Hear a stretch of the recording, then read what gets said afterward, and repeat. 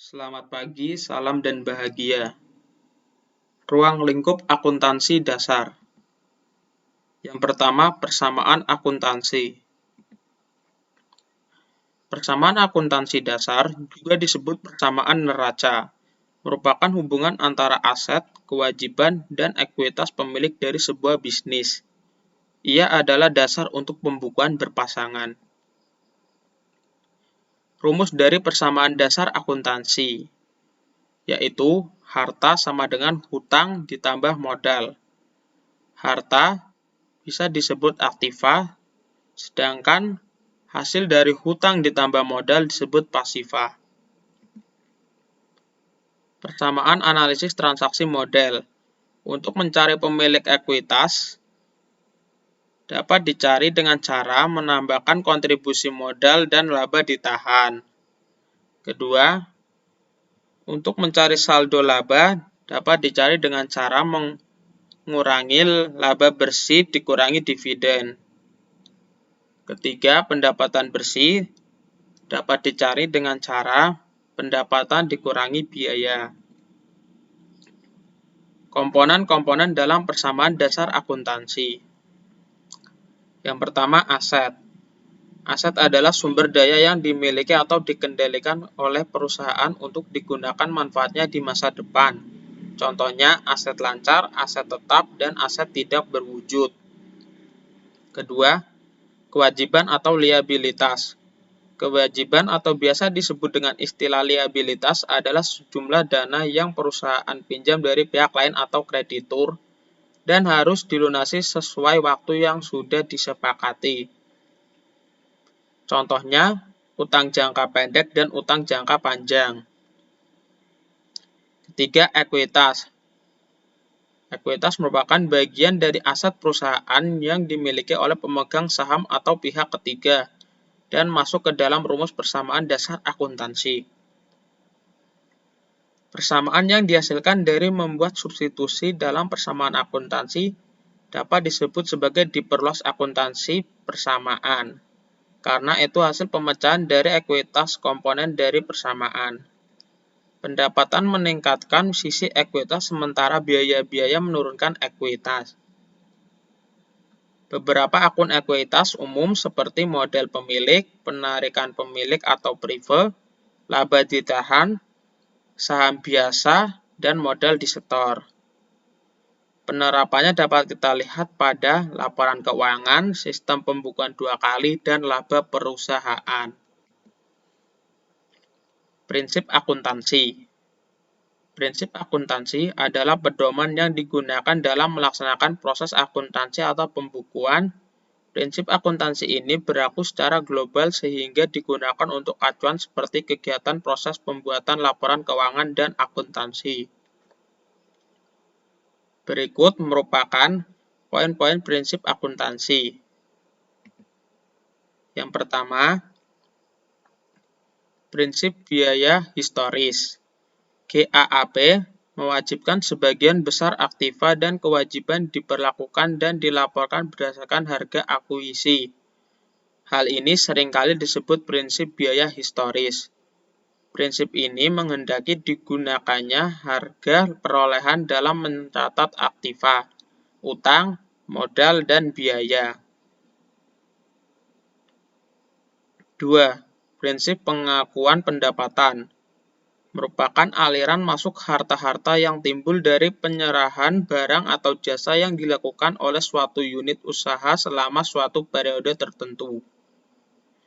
3. Prinsip mempertemukan adalah mempertemukan biaya dengan pendapatan yang timbul karena biaya tersebut. Prinsip ini berguna untuk menentukan besarnya penghasilan bersih setiap periode.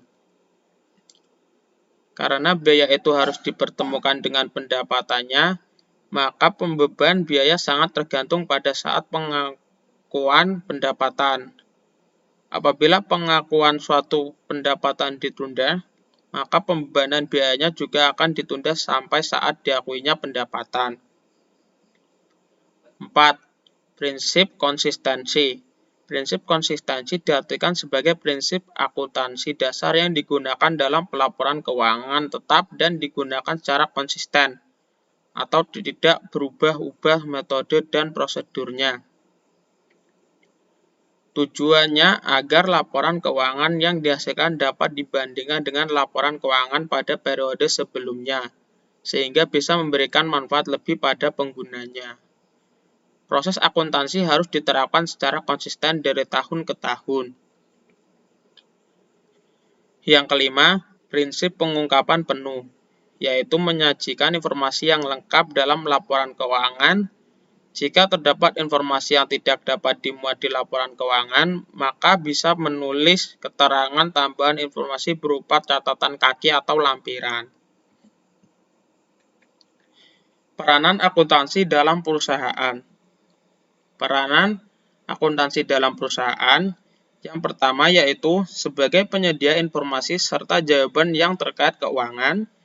2. Sebagai alat pengendali keuangan. 3. Membantu stakeholders dalam pengambilan keputusan. Dan yang keempat, sebagai penghubung dengan pihak ketiga. Pihak-pihak yang membutuhkan informasi akuntansi ada dari dua pihak, yaitu pihak internal dan pihak eksternal. Dari pihak internal yaitu direktur dan manajer keuangan, direktur operasional dan manajer pemasaran, dan manajer dan supervisor produksi. Dan dari pihak eksternal ada karyawan, serikat pekerja, investor, pemerintah, kreditur, badan pengawas pasar modal, ekonom praktisi, dan analis. Jenis-jenis laporan keuangan bagi perusahaan. Ada 5 jenis laporan keuangan. Yang pertama, laporan laba rugi, laporan perubahan modal, laporan neraca, laporan arus kas, dan catatan laporan keuangan. Laporan laba rugi. Laporan laba rugi adalah laporan finansial perusahaan yang dibuat oleh bidang keuangan untuk mengetahui jumlah pengeluaran dan pemasukan bisnis secara rinci. Laba rugi juga termasuk salah satu laporan inti keuangan perusahaan yang menunjukkan laba dan rugi selama periode waktu tertentu. Tujuan adanya laporan laba rugi yaitu untuk mengkomunikasikan profitabilitas dan kegiatan bisnis kepada investor dan kreditor, serta mengetahui seberapa baik perusahaan tersebut dalam menghasilkan laba dari total pendapatan. Rumus dari laporan laba rugi yaitu pendapatan dikurangi beban menghasilkan laba bersih. Siapa yang menggunakan laba rugi? Yang pertama, pengguna internal. Pengguna internal termasuk manajemen perusahaan dan dewan direksi yang akan menggunakan informasi ini untuk menganalisis posisi bisnis dan membuat keputusan untuk menghasilkan keuntungan. Pengguna eksternal terdiri dari investor dan kreditor. Investor akan memeriksa apakah perusahaan tersebut akan menguntungkan di masa depan atau sebaliknya, sehingga mereka dapat memutuskan akan berinvestasi dalam perusahaan tersebut atau tidak. Kreditor menggunakan laba rugi untuk memeriksa apakah perusahaan tersebut memiliki arus kas yang cukup untuk melunasi pinjaman atau mengambil pinjaman baru. Laporan perubahan modal adalah laporan keuangan yang harus dibuat oleh perusahaan yang menggambarkan peningkatan atau penurunan aktiva bersih atau kekayaan selama periode akuntansi yang bersangkutan berdasarkan prinsip pengukuran tertentu. Laporan neraca, suatu laporan keuangan yang di dalamnya terdapat beberapa info mengenai akun-akun aktiva serta hal-hal yang menjadi kewajiban perusahaan dalam satu periode.